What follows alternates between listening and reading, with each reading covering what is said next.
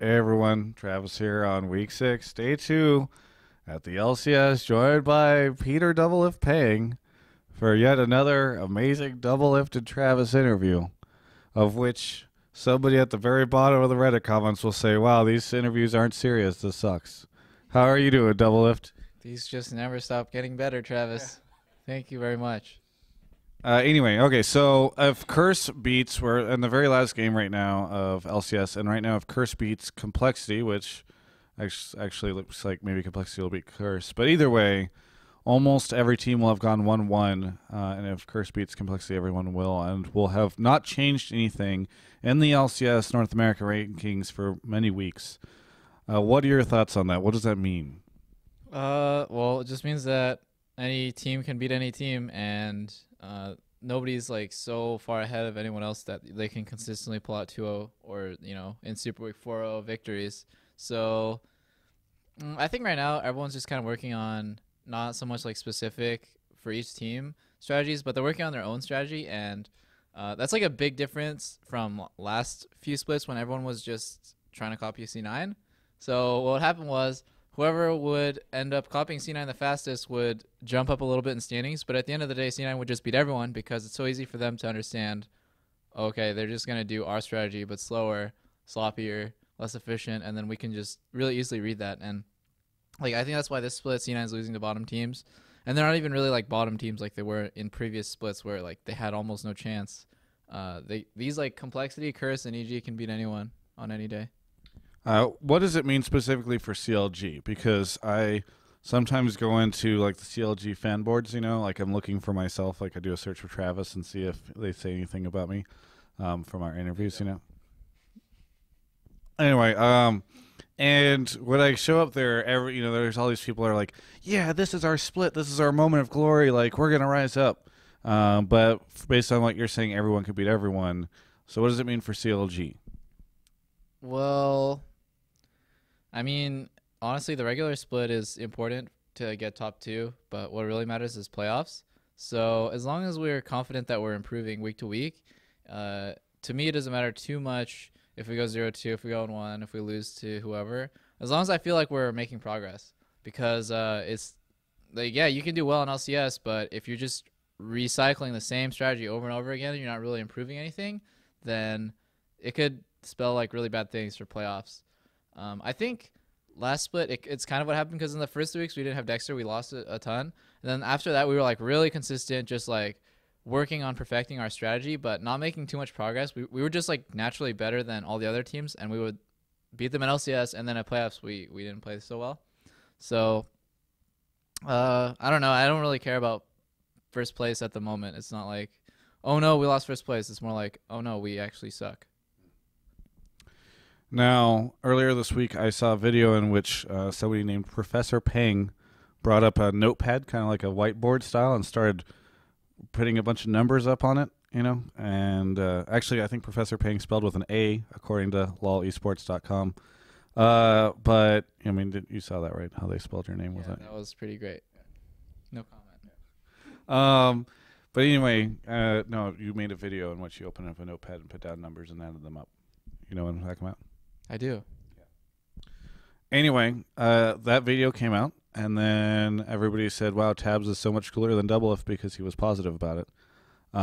What do you think of the reaction from people, and do you still agree with your comments from the video? Yeah, I mean, BT got nerfed really hard, and I don't think any carriers are as strong as they were before. So right now, everyone's just. I mean, the what's picked isn't really changed except for Tristana. Like she's a lot more viable than she used to be, and that was mostly because of the changes to Tristana, not necessarily the AD changes. But everyone's just going Bork. It was already a nice alternative to Bloodthirster, but you don't see BT at all anymore until like fourth or fifth item because it's just not cost effective and they nerf the crap out of it. Infinity Edge first seems only really popular on Caitlyn at the moment. I think Sneaky was the first person to do that in practice, and it's pretty good. But I think overall, Caitlyn did get a nerf, and you see just a lot more Bork rushing because that was the item that's left most untouched. And honestly, like 80 carry champion diversity has really not changed very much at all. You just see Lucian and Twitch. Sometimes you'll see like Jinx and Caitlyn and Trist. Now, this is interesting because I thought in your video you had mentioned that you felt as though the champions that you liked playing were no longer going to be able to be played, and that you'd see a lot more of these other champions that you don't like anymore. But it seems like people are still playing like Lucian and stuff like that. So do you think that that was incorrect in your video, or did I just interpret it wrong? I thought that Caitlyn and Trist would be a lot stronger than they are right now. And I was in Korea, they play a lot more COG. I think NA is just like we have like really bad COG players in NA, so the practice is kind of garbage for us. But once somebody learns how to play COG, you're gonna see a lot of that. This game, like, well, I don't want to talk about this game, but I think Caitlyn's like, she's like in the middle of the pack because I think she loses to all the Bork users at the moment. And I didn't anticipate on Lucian people going Bork Ghostblade.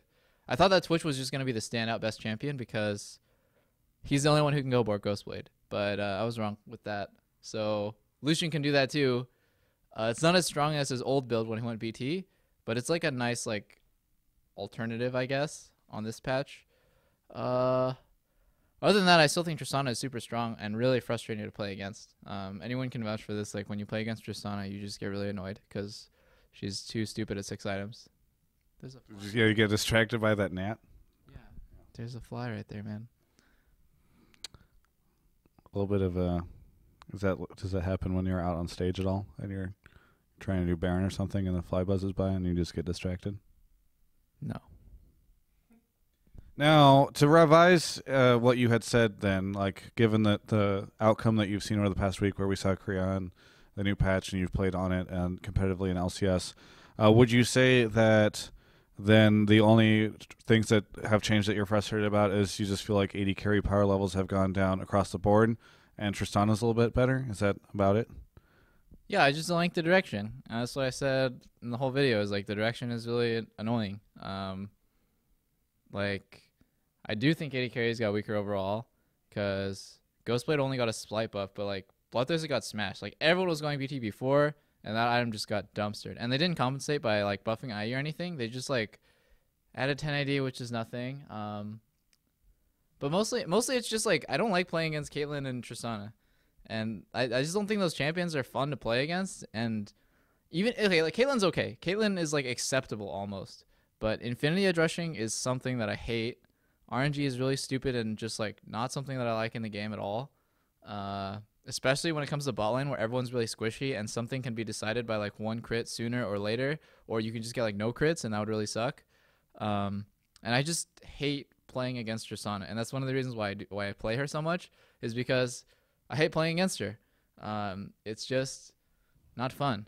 And I know like I don't play the game for fun anymore. I play the game for my job, but I think that it's like unhealthy for the game to be so centered around these like long range hyper carries going Infinity Edge and scaling into late game. So let me ask you this. I know you don't like playing against Tristana. You feel like Tristana is not like a great champion. Does that mean that your expectations is that Riot Balance should just always keep Tristana like unplayable? Well, they need to change your kit for sure because it's just not fun to play. I don't think it's fun to play Tristana because her jump is really clunky and all of her abilities come out really slow. Her E is like really glitchy and really weird, and her ulti comes out way too slow. It's got like a ridiculous delay. Her jump is like probably the worst AD carry escape. It can either be the best or the worst AD carry escape in the game, like depending on the situation. Like you could reset and kill everyone, and it's really good for early all-inning, but then it's also really horrible for escaping, which I think is super weird. I don't know. It's just all her abilities are really clunky, and she herself is just like a really clunky champion that's ideal just like to sit back and farm for 50 minutes until she's strong. So perhaps rather than like making it so that Tristana is not good, they should just, or that making it so that Tristana is not good enough to be played, they should just revise her kit.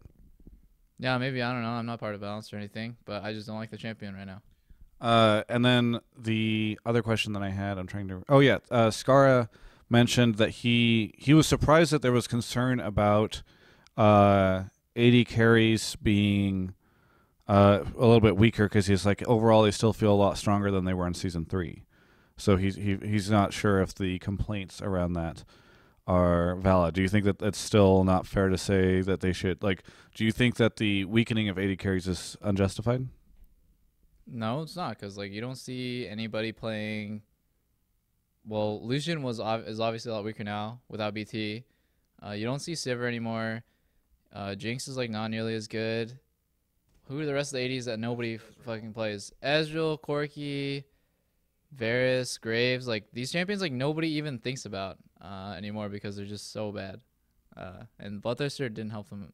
The Bloodthirster nerfs didn't help them at all. It just like spiraled them into unplayability.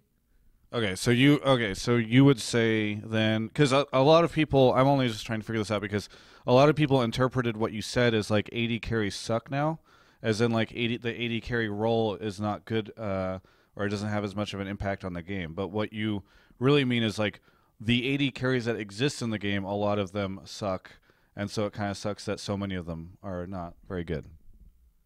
Yeah, I think overall they got weaker, but some champions stayed relatively the same, like Twitch, Lucian. Caitlyn's like arguable, and then there was a buff to Tristana, yeah. But your big complaint is you just want to see more additional AD carries. Yeah, it'd be nice to see more than 480 carries in LCS. Okay. The way you narrowed your eyes after that was so vicious. This is so boring, Travis. Oh my god, I didn't want to talk about fucking 80 carry, whatever this is. Well, then maybe you should have made a vlog, that incited the whole community to the point where everybody's talking about it now, Who the hell is talking about it? We are. I'm so confused.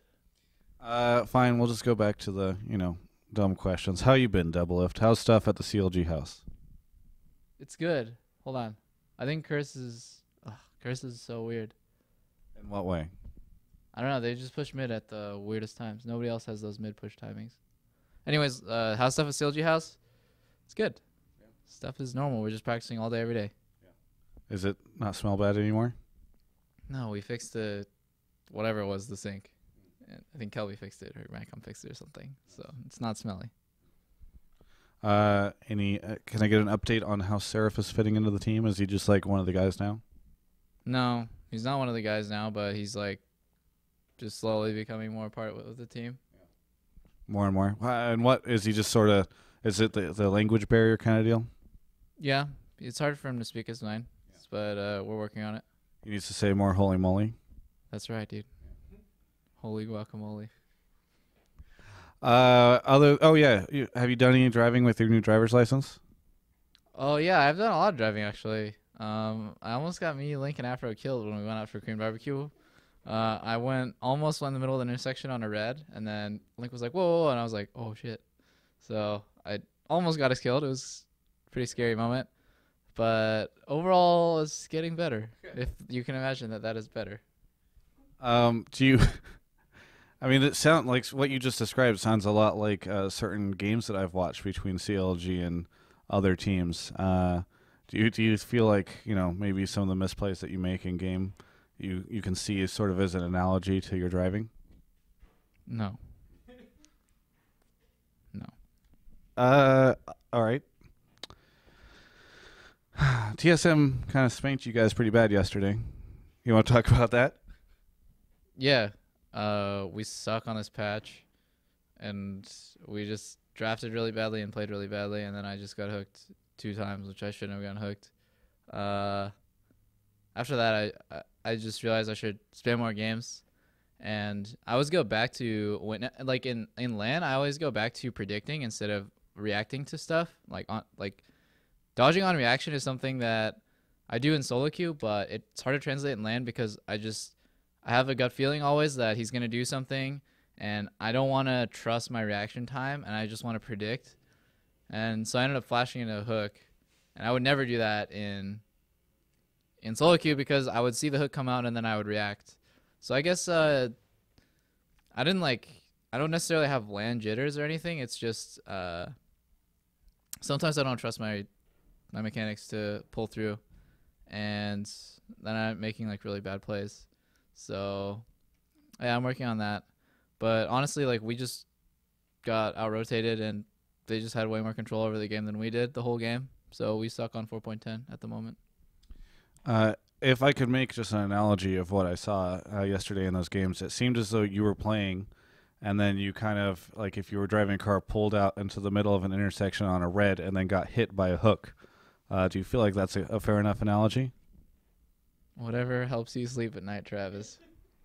You have any shout-outs, plugs, anything you want to say at the end of this interview? Doublelift, Peter Pang.